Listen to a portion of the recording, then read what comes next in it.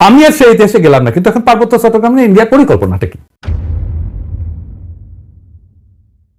ইন্ডিয়ার একটা দুর্বল জায়গা আছে চিকেন নেক, তাই না? আপনারা জানেন, যেটা দখল নিতে পারলে সেভেন সিস্টার জয় বাংলা হয়ে যাবে, আলাদা হয়ে যাবে। ইন্ডিয়া সেটা নিয়ে সবসময় একটা প্যারার মধ্যে থাকে। আমাদেরও একটা উইক জায়গা আছে, সেটা হইতেছে ফেনী, যা আমাদের বাংলাদেশ মূল ভূখণ্ডের সাথে পার্বত্য চট্টগ্রামকে যুক্ত করছে। ওই জায়গা দিয়া পার্বত্য চট্টগ্রামকে যদি আলাদা করে দিতে পারে ইন্ডিয়া, তাইলে চিকেন নেক নিয়ে তার না ভাবলেও চলবে, মুফতে একটা সমুদ্র বন্দর পাওয়া যাবে। তাই সে পার্বত্য চট্টগ্রামের সবসময় বিচ্ছিন্নতাবাদীদেরকে অকাতরে সাপোর্ট দেয়, শান্তি বাহিনীকে সাপোর্ট দিচ্ছে, কুকিজিনদের সাপোর্ট দেয়। তারা জানে পার্বত্য চট্টগ্রাম যদি বিচ্ছিন্ন হয়, আলাদা রাষ্ট্র হয়ও, তাইলে এই ল্যান্ড লক একটা অতি অল্প জনগোষ্ঠীর ভূখণ্ডের ইন্ডিয়ার উপরে সর্বাংশে নির্ভর করা ছাড়া আর উপায় নাই। আর ওই অংশটা ইন্ডিয়া খাইয়া ফেলতে কোনো সমস্যা হবে না তখন। তবে আমরা এই সমস্যার কথা কম বেশি সবাই জানি। দ্বিতীয় যে সমস্যা, যেটার কথা আমরা একেবারেই জানি না, আলাপ করি না, সেই সমস্যাটা কি? আসেন সেটা নিয়ে আলাপ করি। এটা খুবই জটিল এবং কম আলোচিত সমস্যা। এই প্রসঙ্গে আমি আর একটা আলোচনা করে নিই, আপনাদের বুঝতে সুবিধা হবে। হংকং আর চায়না মেনল্যান্ড, এই দুইটা ভূখণ্ড কিন্তু একই দেশের হলে সিস্টেম আলাদা, অর্থনৈতিক সিস্টেম আলাদা। হংকং অশান্ত না? আপনি একই দেশের দুইটা সিস্টেম করলে সেটা অশান্তির একটা বীজ হয়ে থাকে, যদি খুব ভালোভাবে ম্যানেজ করা না যায়। কারণ দেশ বা রাষ্ট্র একটা শরীরের মতো, এটা একটা রাজনৈতিক অর্থনৈতিক সংহতির দরকার পড়ে। ইকোনমিক সিস্টেম আলাদা হইলে রাজনৈতিক সংহতি রক্ষা করা দূর হয়ে যায়। কেন? মার্কস বলছেন যে রাজনীতি হচ্ছে অর্থনীতির একটা ঘনীভূত রূপ। অর্থনীতি যেমন, সেটাই রাজনীতি হয়ে দেখা দেয়। কথাটা খুবই সত্য কথা। একটা দেশের ইকোনমি যেমন, তার রাজনীতিটাও তেমন। এটা নিয়ে পরে আবার বিস্তারিত আলাপ করা যেতে পারে, কিন্তু আপাতত আজকাল আলাপের জন্য এইটুকু জানলেই চলবে। পার্বত্য চট্টগ্রামের ইকোনমি কি আলাদা? হ্যাঁ, আলাদা। ওদের ইকোনমি ভূমি নির্ভর। ওদের বর্তমান ভূমির মালিকানা ব্যবস্থা খুবই জটিল এবং বহুমুখী একটা কাঠামোর উপর প্রতিষ্ঠিত, যা ঐতিহাসিক, সামাজিক, সাংস্কৃতিক এবং প্রশাসনিক অনেকগুলো কারণের মিশ্রণ। তিনটা স্তরে এদের ভূমি ব্যবস্থাপনা। এক নাম্বার, ঐতিহ্যবাহী ভূমি মালিকানা ব্যবস্থা। এটি সবচেয়ে বড় ভূমি ব্যবস্থাপনা। আনুমানিক 50 থেকে 60% ভূমি এই ঐতিহ্যবাহী ব্যবস্থাপনার আওতায় পড়ে। কেমন সেটা? এইটা গোষ্ঠীভিত্তিক মালিকানা, কোনো ব্যক্তি মালিকানায় না। পার্বত্য অঞ্চলের প্রধান জনগোষ্ঠী যেমন চাকমা, মারমা, ত্রিপুরা এবং অন্যান্য গোষ্ঠীগুলা তাদের নিজস্ব ঐতিহ্যবাহী ভূমি ব্যবস্থাপনা পদ্ধতি অনুসরণ করে। এই ব্যবস্থায় জমির মালিকানা সাধারণত পরিবার বা গোষ্ঠীর মধ্যে থাকে। এটা একটা মৌখিক ঐতিহ্য, লেখাপড়া কিন্তু নাই, কোনো দলিল নাই। জমি ভোগ, দখল এবং ব্যবহার করার অধিকার আছে, কিন্তু সেটা আইনগতভাবে নথিভুক্ত না। জুম চাষ হয় না পাহাড়ে, এই জুম চাষের জন্য যে ভূমি, সেইটা কিন্তু এই ঐতিহ্যবাহী কৃষি পদ্ধতি এবং এই ভূমি মালিকানায়। এখানে জমি ব্যক্তিগত মালিকানা না, বরং গোষ্ঠীগত মালিকানায় পরিচালিত হয়। 2 নাম্বার মালিকানা হচ্ছে সরকারি ভূমি মালিকানা। সরকার যেটাকে রিজার্ভ বন ঘোষণা করছে, এটা সরকারের মালিকানা। পার্বত্য চট্টগ্রামের একটা বড় অংশ আমরা জানি যে রিজার্ভ ফরেস্ট বা সংরক্ষিত বন হিসাবে ঘোষিত। এই ভূমি বন বিভাগ দিয়ে নিয়ন্ত্রিত এবং চাষাবাদ এবং বসতি স্থাপন এখানে নিষিদ্ধ। তবে আপনারা জানেন যে পার্বত্য চট্টগ্রামের অধিবাসীরা ঐতিহাসিকভাবে বনের মধ্যে চাষাবাদ করে এবং বসতি স্থাপন করে। তো সরকার যদি নিষিদ্ধ করে দেয়, তাহলে তাদের ঐতিহাসিকভাবে চাষাবাদের পদ্ধতি ছিল, সেটা নষ্ট হয়ে যায় না? এটা মাথার মধ্যে নাই এদের। কিন্তু এটা একেবারে বন্ধ হয়নি। এই সংরক্ষিত বন এলাকায় অনেক বসতি আছে জনগণের এবং ঐতিহ্যগতভাবে এই ভূমি তারা ব্যবহার করে। এইটাও একটা ভূমি বিরোধের অন্যতম কারণ। 3 নম্বর হচ্ছে সরকারি প্রকল্প। কাপ্তাই হ্রদ, বাঁধ প্রকল্পের জন্য ব্যাপক ভূমি অধিগ্রহণ করা হয়েছিল, যা স্থানীয় জনগণের ভূমি হারানোর অন্যতম কারণ হয়ে দাঁড়িয়েছে। আমরা এই প্রসঙ্গে সমাধান পর্বে আলাপ করব। আনুমানিক 25 থেকে 30% ভূমি সংরক্ষিত বনাঞ্চলের অধীনে রয়েছে।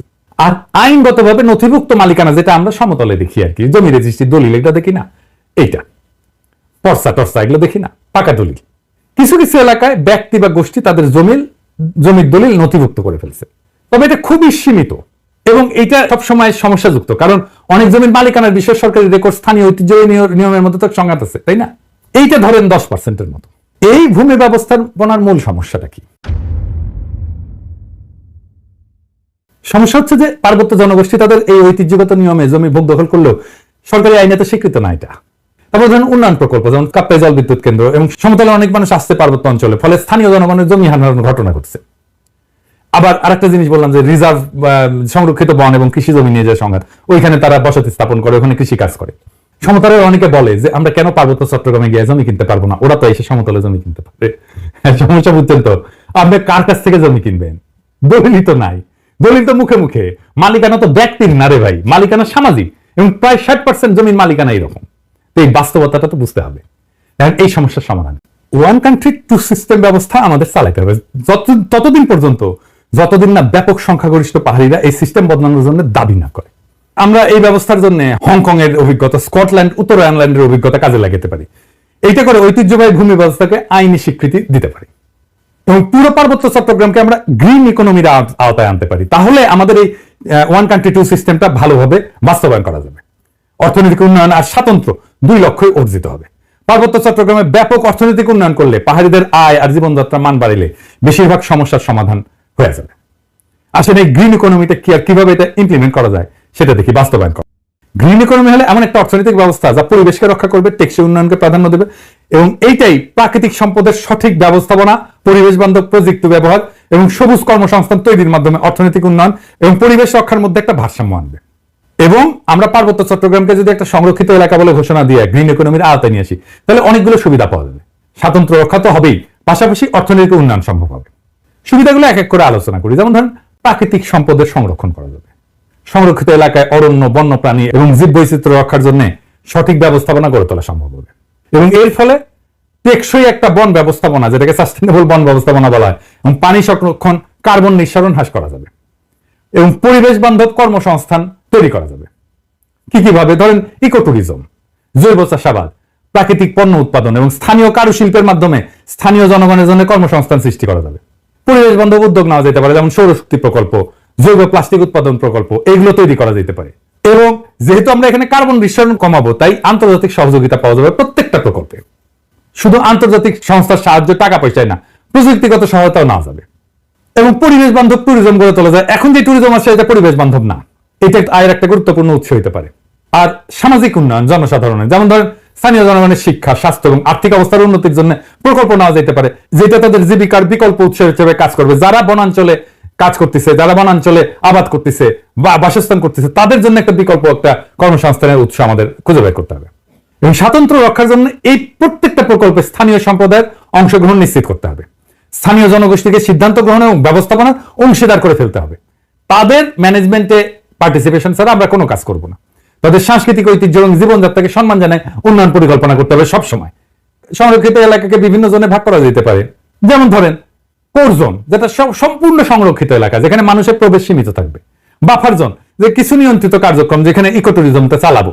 আমরা ইকো ট্যুরিজম সব জায়গায় চালাইতে দেবো না এবং এখানে গবেষণাও করব। এবং sustainable use zone, third zone, যেটা যেখানে পরিবেশ বান্ধব চাষাবাদ, কারুশিল্প এবং অন্যান্য কার্যক্রম পরিচালনা করা যাবে। এবং একটা কঠোর আইন, পরিবেশ সুরক্ষা আইন লাগবে ওইখানে। সংরক্ষিত এলাকায় বৃক্ষ নিধন, শিকার এবং দূষণ কঠোরভাবে নিষিদ্ধ করতে হবে এবং আইন ভঙ্গ করলে দৃষ্টান্তমূলক শাস্তি ব্যবস্থা করতে হবে।